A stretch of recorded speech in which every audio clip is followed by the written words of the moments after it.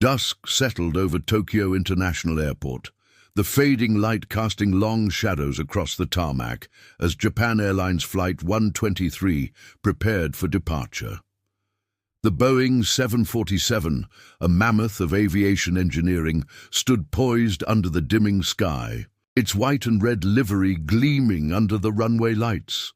Passengers filed aboard, a mix of business travelers, families returning from summer vacations, and a few lone individuals lost in their own thoughts. The cabin hummed with the familiar sounds of pre-flight routines, the rustle of seatbelts being fastened, overhead bins clicking shut, the muffled voices of flight attendants offering polite instructions. Outside, ground crews moved with practiced efficiency, conducting last-minute checks. The aircraft had flown countless routes before, its logbooks filled with routine maintenance entries. But aviation is a discipline built on the illusion of routine, where every flight is a fresh gamble against the unknown. At 6:04 p.m., the engines roared to life, a deep, vibrating growl that reverberated through the fuselage. The massive jet began its taxi, rolling smoothly toward the designated runway. Inside the cockpit, the crew ran through their final checks, their voices calm, their movements precise.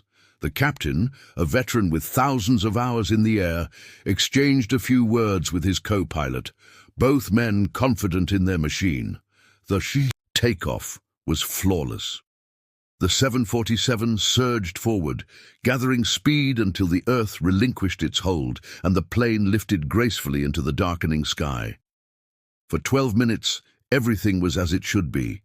The climb steady, the cabin pressurized, the passengers settling into their journeys. Then, without warning, a sound like a thunderclap echoed through the rear of the aircraft. In the back of the plane, passengers near the tail section felt the explosion before they heard it, a sudden, violent shudder that rippled through the seats. The cabin lights flickered. Oxygen masks dropped from the ceiling as the aircraft pitched violently upward, then lurched to the side. In the cockpit, alarms blared, their shrill warnings cutting through the chaos. The pilots' hands flew across the controls, their faces tightening in confusion, then dawning horror. The rear pressure bulkhead had ruptured, a catastrophic failure that tore open the fuselage and severed hydraulic lines. The plane, now a wounded beast, began an erratic, uncontrollable dance through the sky. The pilots fought for control, their instruments offering conflicting, useless data. The 747 banked sharply, its nose rising and falling as if caught in an invisible fist. Passengers screamed. Some clutched armrests, their knuckles white. Others prayed, their voices lost in the cacophony of groaning metal and rushing wind. Flight attendants, trained for emergencies but never for this, braced themselves against walls, their faces masks of forced calm as they shouted unheard instructions. For 32 minutes the plane careened through the air, a ghost ship hurtling toward inevitable ruin. The pilots, their efforts heroic but futile, managed to keep the aircraft aloft far longer than should have been possible. But gravity was an enemy that could not be bargained with. At 6:56 p.m., Japan Airlines Flight 123 slammed into the ridge of Mount Takamagahara. The impact was catastrophic. Fuel tanks ignited, the fuselage disintegrated, and fire consumed what remained. Of the 524 souls aboard, only 4 would survive, pulled from the wreckage by rescue crews who arrived too late for the rest. In the days that followed, investigators would sift through the debris, piecing together the chain of failures, a poorly repaired bulkhead, a cascade of system losses, the desperate struggle of the crew. But in that moment, as the mountain swallowed the broken plane, there was only silence. The sky had won. The Atlantic Ocean stretches endlessly beneath the night sky, a vast and indifferent expanse of black water meeting blacker heavens. On June 1, 2009, the void between them is pierced only by the blinking lights of Air France Flight 447, an Airbus A330 gliding smoothly at 35,000 feet. Inside, the cabin is hushed, most passengers asleep or lost in the dim glow of personal screens. The hum of the engines is a steady, reassuring presence, the rhythmic white noise of modern flight. The crew in the cockpit is relaxed, but attentive. Captain Marc Dubois, a seasoned aviator with over 11,000 flight hours, has stepped out for a scheduled rest, leaving First Officers Pierre-Cedric Bonin and David Robert in command. The night is clear, the autopilot engaged, the route from Rio de Janeiro to Paris proceeding without incident. Then at 1:55 a.m. UTC, the plane enters a band of turbulence, ordinary for intertropical convergence zones, but enough to prompt Bonin to disengage the autopilot and take manual control. Unseen by the pilots, ice crystals begin forming on the aircraft's pitot tubes, slender sensors critical for measuring airspeed. Within minutes, the readings falter, then fail entirely. The flight computers, starved of reliable data, disconnect the auto-thrust system and revert to alternate law, a mode that removes many of the Airbus's automated protections. The cockpit erupts in a chorus of alarms. Bonin, his training overtaken, by instinct, reacts incorrectly. Instead of maintaining level flight, he pulls back on the side stick, sending the Airbus into a steep climb. The plane, bleeding speed rapidly, enters an aerodynamic stall. The nose pitches upward, the engines howl at full thrust, but the wings no longer generate lift. The aircraft is now a 200-ton projectile in freefall. Robert, realizing the error, shouts unheard corrections. The conflicting inputs, Bonin pulling up, Robert pushing down, cancel each other out in the Airbus's fly-by-wire system. The plane's descent accelerates. Passengers, jolted awake by the violent oscillations, grip their armrests, their stomachs, lurching as weightlessness takes hold. Overhead bins burst open, loose items hurtling through the cabin. The oxygen masks drop, swinging wildly like pendulums in the chaos. For 3 minutes and 30 seconds, the A330 plummets. The pilots, their voices rising in desperation, struggle to comprehend the situation. The altimeter unwinds at a horrifying rate. 30,000 feet, 20,000, 10,000. The sea, invisible in the darkness, rushes toward them. At 2:14 a.m., Flight 447 strikes the Atlantic at 180 kilometers per hour. The impact is catastrophic. The fuselage shatters instantly, fragmenting into thousands of pieces that scatter across the ocean floor. All 228 passengers and crew perish in an event so sudden that few, if any, had time to process their fate. For 2 years, the wreckage lies lost in the abyss, the black boxes elusive. When they are finally recovered, the chilling truth emerges. A cascade of minor failures compounded by human error had doomed the flight. The pilots, trained to rely on automation, had been unprepared for the raw physics of a stall. The ocean, patient and eternal, had swallowed the evidence without a trace. The sky had demanded respect. This time it took more than lives. It took answers. The early summer air over Cincinnati hangs thick and humid on June 2, 1983, as Air Canada Flight 797 taxis toward the runway at Dallas or Fort Worth International. The McDonnell Douglas DC-9, a workhorse of short to medium haul routes, carries 41 passengers and 5 crew members bound for Toronto. The cabin hums with the mundane rhythms of pre-flight, flight attendants stowing last bags, passengers flipping through magazines, the low murmur of conversation punctuated by the metallic clicks of seatbelts fastening. Captain Donald Cameron and First Officer Claude Ouimet run through their final checks in the cockpit, the familiar routine as comfortable as an old jacket. The takeoff is smooth, the aircraft climbing effortlessly into the hazy afternoon sky. For the first hour of the flight, nothing disturbs the monotony of cruise. Then, at 4:15 p.m., as the DC-9 passes over Kentucky, a faint but unmistakable scent drifts into the cockpit, something burning. At first, the pilots dismiss it. Electrical odors were not uncommon in older aircraft, often the result of overheated insulation or a malfunctioning galley appliance. But when the smell persists, growing stronger, Cameron sends a flight attendant to investigate. What she finds in the rear lavatory sends a jolt of adrenaline through the crew, thin wisps of smoke curling from the bottom of the door. Within minutes, the situation escalates. The smoke thickens, spilling into the cabin in acrid waves. Passengers near the rear begin coughing, covering their faces with shirt sleeves and napkins. The flight attendants rush to contain the panic, distributing wet towels while the cockpit crew declares an emergency, requesting an immediate diversion to Cincinnati. But the fire, hidden somewhere beneath the lavatory floor or within the aircraft's walls, is spreading faster than anyone anticipates. The smoke turns black, choking, filling the cabin with an impenetrable haze. The temperature rises. At the rear of the plane, passengers scramble over seats, clawing toward the front as the floor grows unnaturally warm beneath their feet.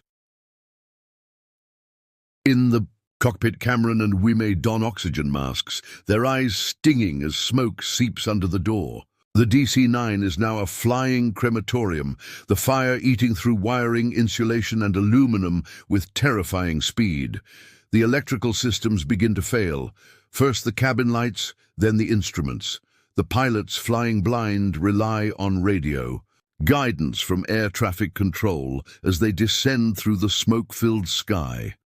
At 4:42 p.m., Flight 797 makes a harrowing emergency landing at Cincinnati, Northern Kentucky International. The moment the wheels touch down, the evacuation begins. Flight attendants shout commands, struggling to open exits as passengers surge forward in a frenzied stampede. But the fire, no longer constrained by the rush of high-altitude wind, explodes in intensity. Flames burst through the cabin floor, licking at seats, luggage, and flesh. The last passengers leap from the overwing exits just as the fire consumes the rear of the aircraft. Within seconds, the DC-9 is engulfed, a roaring inferno, lighting up the tarmac. 23 people escape. 23 do not, overcome by smoke trapped in the chaos, or caught in the flashover that turns the cabin into an oven. In the aftermath, investigators would trace the fire to a faulty lavatory wiring connection, a tiny spark that became a catastrophe due to the DC-9's lack of fire-resistant materials and inadequate smoke detection. The tragedy would revolutionize aviation safety, leading to mandatory smoke detectors, improved fire-blocking seat materials, and stricter standards for emergency evacuations. But for those who survived, those who felt the searing heat at their backs as they fled, the lesson came too late. The sky had issued a warning. This time it came with flames. Dawn breaks over the Mediterranean on August 14, 2005, painting the sky in pale gold as Helios Airways Flight 522 ascends from Larnaca, Cyprus, bound for Athens. The Boeing 737-300, carrying 115 passengers and 6 crew members, climbs smoothly into the morning light. Inside the cabin, vacationers and business travelers settle in for the short flight, unaware that an invisible killer has already begun its work. The first signs of trouble appear before the plane even leaves Cypriot airspace. As the aircraft passes 12,000 feet, an alarm sounds in the cockpit, a high-pitched repetitive chime warning of incorrect pressurization. The pilots, Captain Hans-Jürgen Merten and First Officer Pampos Karalambos, acknowledge the alert but misinterpret its meaning. They believe it indicates a problem with the air conditioning system, not the life-or-death issue of cabin pressure. At 18,000 feet, the situation becomes critical. The pressurization system has failed completely, and oxygen is rapidly draining. From the cabin, the alarms continue, but the crew, now suffering from hypoxia's creeping effects, fails to recognize the danger. Their thinking slows. Their movements become sluggish. Passengers in the rear rows begin to feel lightheaded, some giggling inexplicably as their brains starve for oxygen. By the time the 737 reaches its cruising altitude of 34,000 feet, the cockpit has fallen silent. The pilots, overcome by hypoxia, slump unconscious in their seats. The autopilot, still engaged, keeps the plane flying straight and level on its programmed course. But inside the cabin, a nightmare unfolds. Most passengers lose consciousness within minutes. A few near emergency oxygen masks manage to secure them, but the supply lasts only 12 minutes. Soon, they too succumb to the oxygen-deprived air. The aircraft becomes a ghost ship, cruising silently over the Aegean, with no one awake at the controls. For nearly 2 hours, Flight 522 flies on autopilot as military jets scramble to investigate. Greek F-16 pilots intercept the 737 and peer into its windows, reporting a chilling sight. The first officer's body slumped over the controls, the captain's seat empty, and no visible movement in the cabin. Then, at 12:04 p.m., as the plane's fuel runs critically low, a figure appears in the cockpit. Flight attendant Andreas Prodromou. Somehow still conscious, possibly from using a portable oxygen bottle, he fights to save the aircraft. But with no pilot training and only minutes of fuel remaining, his efforts are in vain. The engines flame out one by one. The silent 737 begins its final descent, gliding helplessly toward the mountains near Grammatico, Greece. At 12:05 p.m., it plows into the hillside at nearly 300 miles per hour, erupting into a fireball visible for miles. There are no survivors. The investigation would reveal a tragic chain of errors, a pressurization switch left in the wrong position during maintenance, missed checklists, and a crew that never recognized the true nature of their emergency. The disaster would lead to sweeping changes in hypoxia training and cockpit procedures, but for those aboard Flight 522, the reforms came too late.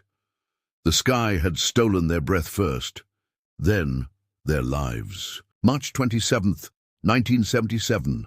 The small island of Tenerife in the Canary Islands is shrouded in an unseasonable fog, a thick, soupy blanket that reduces visibility to mere meters. Los Rodeos Airport, a regional airfield never designed for heavy traffic, has become an overflow parking lot for diverted aircraft after a terrorist bomb threat closed the larger Las Palmas airport. Among the stranded planes are 2 Boeing 747s, KLM Flight 4805 and Pan Am Flight 1736, giants of the sky now trapped on the ground, their passengers restless, their crews anxious to depart. The fog grows heavier as the afternoon wears on, swirling across the tarmac in unpredictable eddies. Inside the KLM cockpit, Captain Jacob Veldhuizen van Zanten, KLM's chief flight instructor and a poster boy for Dutch aviation, reviews the flight plan. His impatience is palpable. He is determined to return to Amsterdam before his crew's duty hours expire. Across the field, the Pan Am crew, led by Captain Victor Grubbs, waits with professional calm, though the delay has stretched into hours. At 4:56 p.m., air traffic control finally clears both aircraft to taxi. The KLM 747 begins its rollout first, followed at a distance by the Pan Am jet. The fog is now so dense that neither plane can see the other. The control tower, operating without ground radar, relies entirely on radio communication and the pilot's own reports. A misunderstanding takes root. The KLM crew, eager for takeoff, interprets an ATC instruction as a full clearance. Van Zanten pushes the throttles forward, his 747 lumbering down the runway, accelerating through the mist. At the same moment, the Pan Am crew, still taxiing, realizes they have missed their assigned turnoff. Grubbs keeps his plane moving forward, searching for the correct exit in the blinding fog. The collision is inevitable. At 5:06 p.m., the KLM 747, now at takeoff speed, materializes out of the fog like a spectre. The Pan Am crew has only seconds to react. Grubbs yanks his plane hard to the left, but it's too late. The KLM's landing gear shears through the Pan Am's upper deck as the KLM's engines rip into the Pan Am's right side. A deafening explosion follows as both aircraft erupt in flames. The KLM 747, its fuel tanks full for the transcontinental flight, becomes a fireball that incinerates all 248 people aboard within seconds. The Pan Am aircraft, though torn apart, offers a slim chance. 61 passengers and crew manage to escape the burning wreckage before it is consumed. In the aftermath, investigators uncover a devastating chain of human factors. Miscommunication, pressure, fatigue, and the KLM captain's uncharacteristic haste. The disaster would revolutionize aviation communication protocols, leading to standardized phraseology and crew resource management training. But on that foggy evening in Tenerife, 583 lives were lost in aviation's deadliest accident. A tragedy, born not from mechanical failure, but from the fallibility of human judgment in imperfect conditions. The sky had hidden its dangers until it was too late.